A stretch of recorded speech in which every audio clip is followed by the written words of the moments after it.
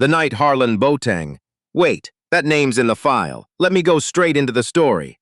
The room smelled like old money and fresh flowers, the kind of arrangement that costs more than a month's rent and nobody actually looks at. 412 people filled the grand ballroom of the Rideau Club that evening. Senators, portfolio managers, a former cabinet minister who still introduced himself by his old title. People who had never once in their adult lives wondered whether there was enough in the account to cover the next 2 weeks. They moved through the room with the particular ease of people who had never been asked to move faster. Clifton Adare noticed none of them. Not because he wasn't paying attention. Clifton Adare noticed everything. He had spent 43 years noticing things that other people walked past. He noticed the crack in the plaster behind the east curtain, the one the venue had painted over twice, and that kept coming back. He noticed the loose caster on the serving cart. The young woman in the white jacket was trying to maneuver around the edge of the room without drawing attention to herself. He noticed the way the chandelier above the center table flickered almost imperceptibly every time someone opened the door to the kitchen. A grounding issue, probably, something in the wiring behind the walls. He noticed all of this because noticing things was how Clifton Adare had survived. He was wearing the uniform they'd issued him at the start of the shift. Gray pants, gray shirt, a name tag that said Clifton in block letters that were slightly too large for the badge. He was there to check the mechanical systems, the HVAC, the backup lighting array, the soundboard connections that ran under the stage. He had been contracted by the building management company, not by the event itself. The event didn't know he existed. That was usually fine. Clifton was 61 years old. He was tall, broad-shouldered, with hands that had been calloused since his early 20s and had never entirely lost the texture. He wore his gray hair close-cropped. He had a slow way of moving through a space, deliberate, unhurried, that some people read as confidence and others read as indifference, depending entirely on what they expected from a man who looked like him. He moved along the far wall, past the draped tables, past the floral arrangements nobody was looking at, past the bar where a cluster of men in identical dark suits were having a conversation that was doing a lot of work to sound casual. He was heading for the utility corridor behind the stage. He had a job to do in about 40 minutes before the formal program started, and he intended to be gone before the speeches began. He was 3 steps from the corridor door when he heard it. The piano. Not someone playing the piano, just the piano. A single chord, struck once and left to breathe, the way a question hangs in a room after everyone has gone quiet. Clifton stopped. The grand piano sat at the edge of the stage, lid raised, gleaming under the chandeliers. It was a Steinway Model D. Concert grand, 9 feet of German engineering, the kind of instrument that takes decades to reach its full voice. Clifton knew this because he knew pianos. He knew this particular one because he had played it before, years ago, at a different kind of event in this same room. He had been wearing different clothes, then the chord had come from nowhere, a technician testing something. It didn't matter. What mattered was that the sound had reached inside Clifton Adare's chest and done something to him that sounds in rooms had not done to him in a very long time. He stood there for a moment, just a moment. Then he walked to the piano. He told himself he was just going to look at it. Check the placement, maybe, in relation to the stage monitors. He sat down on the bench, just for a second, just to be close to it, and he rested his hands on the keys. And then, without deciding to, he began to play. He did not play something small. He could have. He could have played something quiet, inconsequential, the kind of thing that disappears into a room. Instead, what came out of him was Chopin, the Ballade No.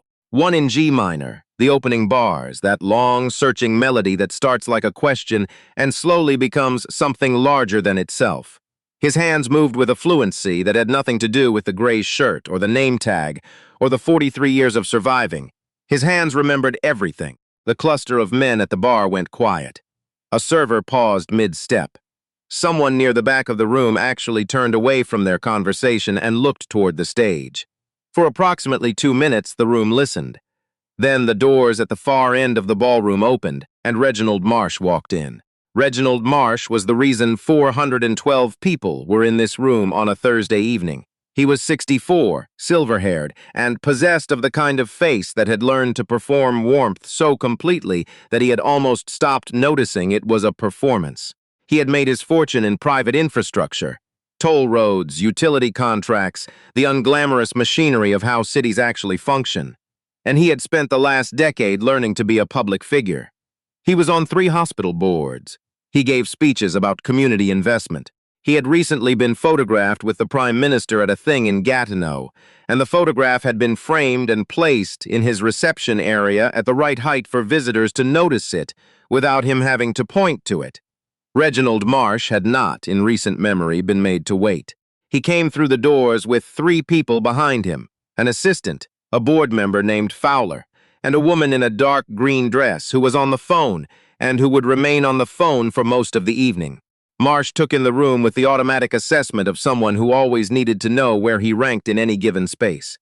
His gaze went to the bar, to the senator near the window, to the stage, to the man at the piano. He walked across the ballroom. He did not do it quickly. He moved with the certainty of someone who had never needed to hurry to make a point. He stopped at the edge of the stage. Clifton was still playing. The Chopin had opened into something else. The left hand had shifted, found a different harmonic root, and what was coming out of the piano now was a kind of conversation between the classical line and something older, something that came from a different tradition entirely. It was the kind of playing that doesn't announce itself. It simply exists, and gradually you realize it has changed the temperature of the room. "Excuse me," said Marsh. Clifton didn't stop immediately. He brought the phrase to a natural resting point, the way you don't hang up until the sentence is finished. Then he stopped and looked up. Marsh was looking at him the way certain men look at things that are in places they shouldn't be. Not with anger, exactly. With a kind of offended logic. The thing doesn't belong here, therefore it must be removed. "This is not a complicated equation. This instrument," said Marsh, "is not for staff." Clifton said nothing. "Do you work here?" "Building maintenance," said Clifton. "Contracted. Then I'd like you to step away from the piano." There was a version of this moment that ends quietly. Clifton Adare was familiar with that version. He had lived that version many times. You read the room, you weigh what the room costs, and you step away. He had been doing that calculation his whole life. But there was something about the way Marsh was looking at him. Not at him, exactly, through him, the way you look through something that doesn't require your full attention, that made the familiar calculation feel, for just a moment, like something he couldn't afford anymore. "I'll be done in a few minutes," Clifton said. "I was just finishing the check on the stage connections." The acoustic response from this instrument affects the board's settings. It was true, as far as it went. Marsh's jaw tightened almost imperceptibly. "I didn't ask for an explanation. I asked you to move." He said it at a volume that carried, not quite loud enough to be a scene, but enough that the people near the stage could hear it clearly. Fowler, standing 2 steps behind, looked at his shoes. The assistant looked at his phone. "The hands," said Marsh, quieter now, in the tone people use when they want something to land privately. "That touch, that piano, should at least look like they've earned the right." He glanced at Clifton's hands.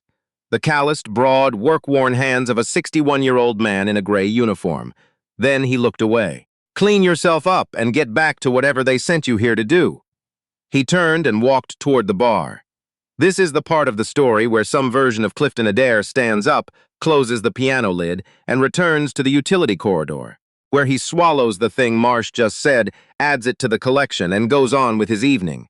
This is not what Clifton Adare did. He sat at the piano for another moment, not moving, not playing. Around him, the room had recalibrated. The server had resumed walking. The men at the bar had restarted their conversation. Fowler was now talking to a woman by the windows. The moment, as these moments do, was being dissolved back into the general murmur of the evening. Clifton looked at his hands. He looked at them the way you look at something you have known for a very long time and have taken for granted. Then he positioned them on the keys, and he played the opening of the Ravel, the Pavane pour un enfant défunt, and he played it with a precision and an ache that stopped Fowler mid-sentence. People turned. The woman in the dark green dress lowered her phone. Someone near the bar actually set down their glass. Clifton moved from the Ravel into Gershwin, someone to watch over me. And then somewhere unexpected, somewhere that took the Gershwin harmony and walked it sideways into something that was part jazz standard, part hymn, part something without a name. The kind of music that makes people feel they have been recognized in a way they can't quite account for. His left hand kept the architecture. His right hand built things inside it. He played for 6 minutes. When he stopped, the ballroom was quiet in a way it had not been all evening. And then, from somewhere near the back, someone began to clap. Not the polite clapping of a fundraising gala, actual applause. The kind that starts before people have decided to start it. Marsh turned from the bar. He looked at the stage, at the man in the gray shirt, at the room, which was now looking at the man in the gray shirt with an expression Marsh did not recognize because he had never seen a room look at a maintenance worker that way before. Fowler crossed the room and said something quietly to Marsh. Marsh's expression did not change, but something behind it did. The Rideau Club's events manager, a woman named Sandra, came through the side door at approximately this moment. She saw the applause. She saw Clifton on the bench.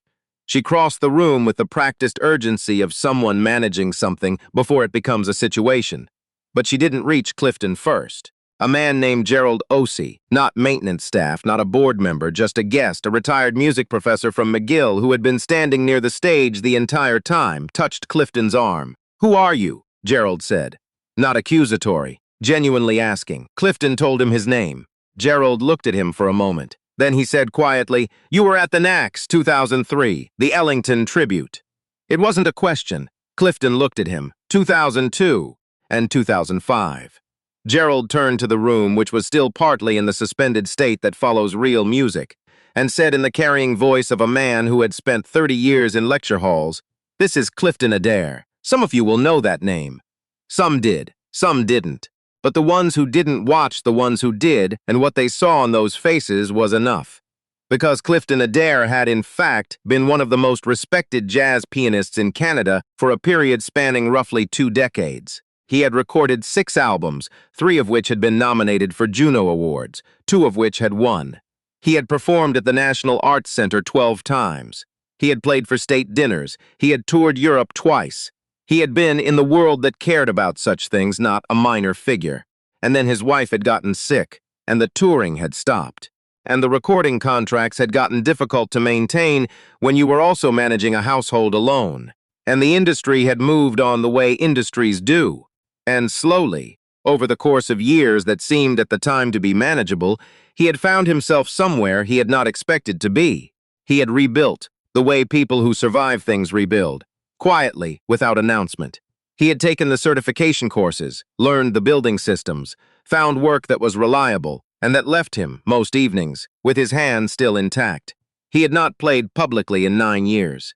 The room had sorted itself out in the particular way of rooms that have collectively realized they have made an error. The applause had been genuine. Several people had approached the stage. Fowler was now talking rapidly to someone on his phone. Marsh was at the bar, but he was no longer talking to anyone.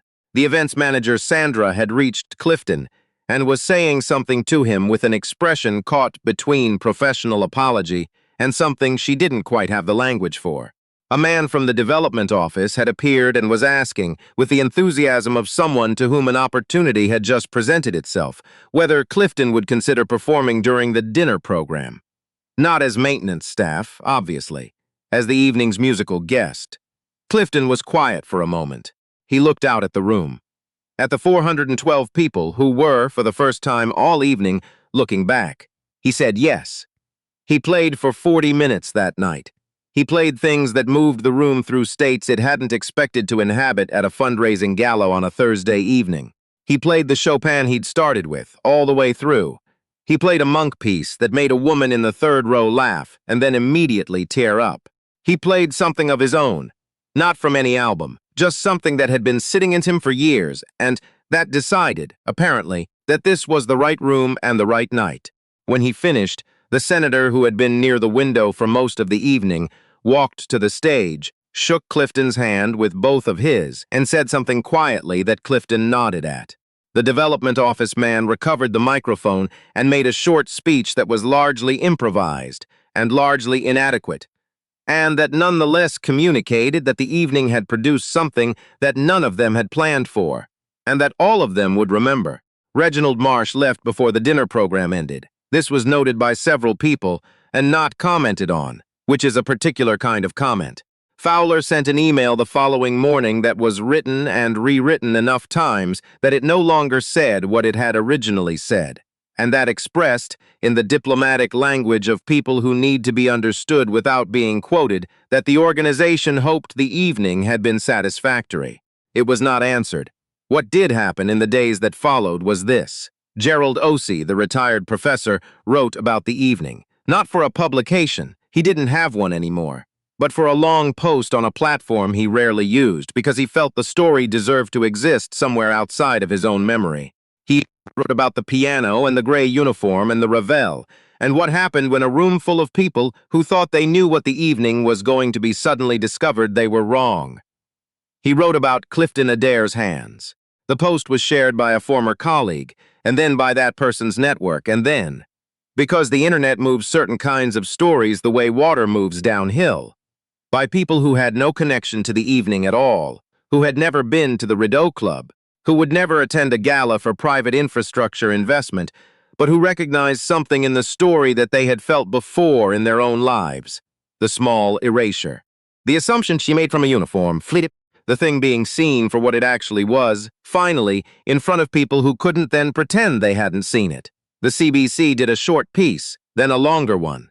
A producer from a radio program called Clifton's number, the number he used for the building system's work, the one on his contractor paperwork, and asked whether he would be willing to speak on air. He was. He was quiet and unhurried in the way he had always been, and he said what he said without bitterness, which made it land harder than bitterness would have. He talked about his wife. He talked about the years. He talked about what it costs to come back to something after a long time away, and about what it feels like to sit down at a concert grand in a room full of people who have decided, before you play a note, what kind of person you are. He said, near the end of the interview, that he wasn't angry at Marsh. The interviewer asked why not. Clifton thought about it for a moment. Because he didn't take anything from me, he said. He just didn't know what he was looking at. That's not a crime, that's a limitation. And I've got no interest in carrying someone else's limitations around. The interviewer let that sit. The program received more messages about that interview than it had about any broadcast in the previous 2 years. A management company in Toronto, one that handled working musicians, not legends but working artists, people who performed regularly and professionally, reached out to Clifton 2 weeks later. Not with a nostalgia pitch, not with the condescending framing of a comeback story, just with the straightforward question of whether he was interested in working again. He was. His first booking was a small venue in the Glebe, 100 seats, nothing formal. He played for an hour and 15 minutes, and the room was too small for the sound he made, and nobody minded. He sold out 2 additional nights before the first one had finished. He kept his building system's certification current. He didn't need the work anymore, but he renewed it anyway. He said, when asked about it, that it had taught him things. About how buildings hold together. About what's hidden in the walls. About the fact that something can be carrying more than you know how to look for. And the fault for not finding it is not the buildings. The certification card sat in his wallet behind his musician's union card. He kept both.